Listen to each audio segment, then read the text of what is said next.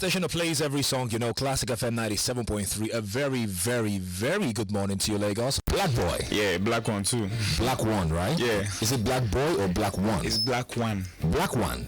BlaqBoi. What am I saying? It's BlaqBoi. Okay. So he said we have one Titan. I was like, yeah, a Black One. I see what you're doing there. Oh, yeah. Well, we do have a Titan and a black one for that matter. One, yeah. His name is BlaqBoi for obvious reasons. Obvious reasons. How's it going? It's great. I'm cool. Calm. Love it that I'm here. I'm very happy to be here too. It's good to have you in the Classic Lounge on Classic FM. Yeah. So, you're out of the house now. I want to go back. I love to always go back to before you got on there. Your life, right? And the auditions and whatnot. How was it like for you? Hearing that you were now chosen to be in the house. It was unbelievable. Like, I didn't believe it till I walked on stage the first time and I saw the host and okay, yeah, this is true, because you'd always get a message saying this is not a confirmation, you're in the house till you get into the house. So it was a thing of we're auditioning, you go to the next stage, you are happy, but you can't really be too excited. You're not sure you're getting to the house. So I think it was still a bit shaky till I finally got on stage and okay, now I'm here. No, till I actually got to the house.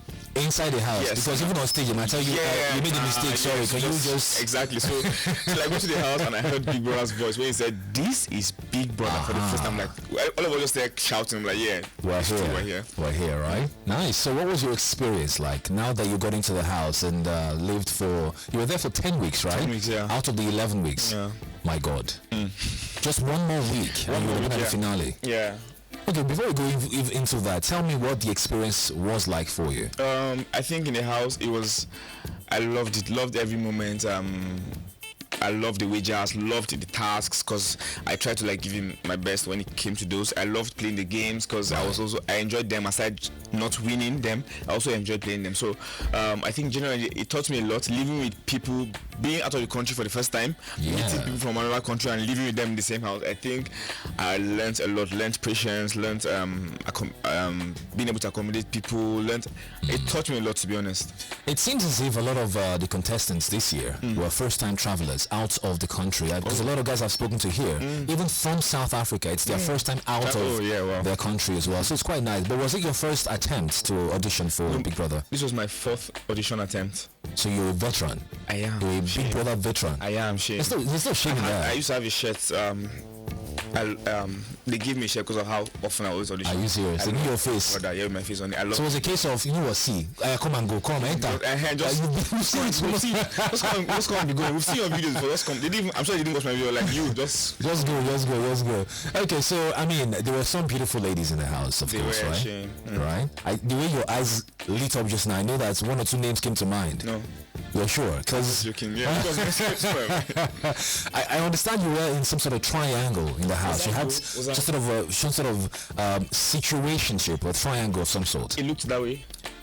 You tell me, you were the one in the house. No, you said you understand. So I'm like, yes. Okay, you did have a triangle going on. Yes, you did. I think. Claim it. Let me own it. No, but like, to be honest, I think from my part, it was. I said it multiple times, and I think I was very clear with it.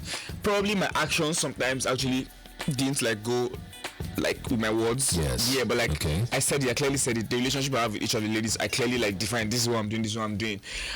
Maybe sometimes I did stuff that looked the other way, but genuinely from my heart, that was not my intention.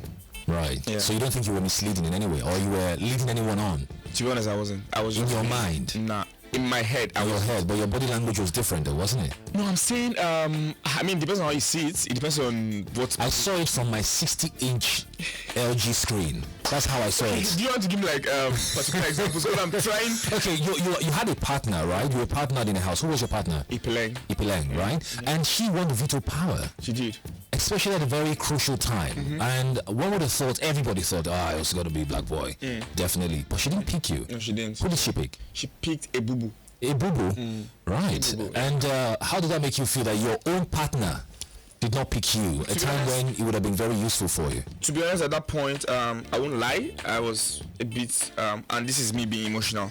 You're human. Yeah, I'm human, so we're all there for the game. She was probably playing a game, which I understand, but like, I felt some type of way because I felt like we stayed the game together and we got to that point, very close. I thought if it was me, I would have picked her. So I just thought like that was how she was using. I wouldn't be thinking strategy at that point. But again, it's a game, and what has happened. So of course I won't lie. It actually got to me. Well, I think you just got a taste of what Adam felt like in the Garden of Eden. I know. Yes. So now you know how it is. Next time, because you said you'd pick her.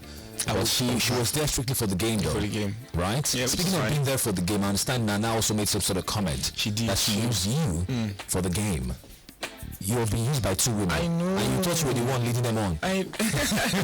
About Nana's case, I don't know. I feel like, to be honest, I was a bit disappointed because I liked her genuinely as a friend. I actually liked her. So for me to come out and hear... On a platonic level? Yes. Okay. Which I've said over and over and over. Did she know that in the house, though? Yeah, I told her. First time I told her. I'm not ready for anything serious. I'm not trying to do anything serious with anybody. I told her. Why? Because you had someone out on the outside? No, I just wasn't there for anything serious. I told her at that point. So I made it clear that I wasn't rolling that way. So for me to come out and hear her saying she wanted a South African guy, but because she couldn't get that, and then she was using me to play a game, I was a bit... On behalf of all the Nigerian brothers, I take that personally. She wanted South African over us? Well, that's what I heard. We know we're waiting for her in front. We're waiting for her in front. But I mean, this is what it is. It is. It's what what I think really is, because she was here and I spoke to her about any situation in the house. Your name didn't come up, so it means to me maybe she actually had it in mind that she wasn't having anything with you. But I still think that what she said when she came out about using you for the game was just what we call a soundbite. I feel like deep in her heart she wished you were on the same page with her. Do you think so? I mean, I don't know at this point. I don't know because like it was very surprising to me that you say that. So I don't know. If you only liked her platonically, why are you surprised that she said she used you for the game? Because in my head it means whatever conversation I've had with her, whatever friendship I thought I had with her, it was just a game to her. All right. Yeah. Right. Well, women hate it when that happens to them, so I guess yeah. And then you were evicted 1 week to the grand finale. You have something in common with Moses in the Bible. You saw the promised land. You were told of it, you saw it, but you did not experience it. How do you feel being out here now 1 week to the grand finale? To be honest, it's a thing of I'm very content with how far I've come in the game, and I'm very appreciative for how far I came in the game. 10 weeks out of 11 I left the first week, second week. So I think I'm generally a very content person. So I try not to focus on like what would have happened. I just try to like see the positive and move on. I came out 1 week before the finals. Hooray, I'm happy. Like, I'm just very content with wherever I am now. I mean, sometimes you think of, I wish I made it to the finals, there's that feeling, but I try to focus on the positives rather than the negatives. The mileage you gathered since you were there, I suppose, you're grateful for that? Very grateful. Very, very grateful too. Yeah. Wow. And the fact that when I come out, I hear people saying, you showed yourself, you were always in this, and I think that's the most important thing for me. Because like, if I was in the house this 1 week, there's nothing I would do differently than what I was doing for the past 10 weeks. Right. Yeah, so I feel like I've showed myself in a certain way that I wanted to sell myself, and I get a lot of this compliment, people saying you did well in the direction of the wages and that. I'm like, okay man, that's what I went to do, and I'm very content. Yeah, that's quite nice. That's quite nice. So you're Nigerian, right? Because I know it's Nigeria and South Africa in one house. So, you went into the house. Did you know we're going to have elections in Nigeria?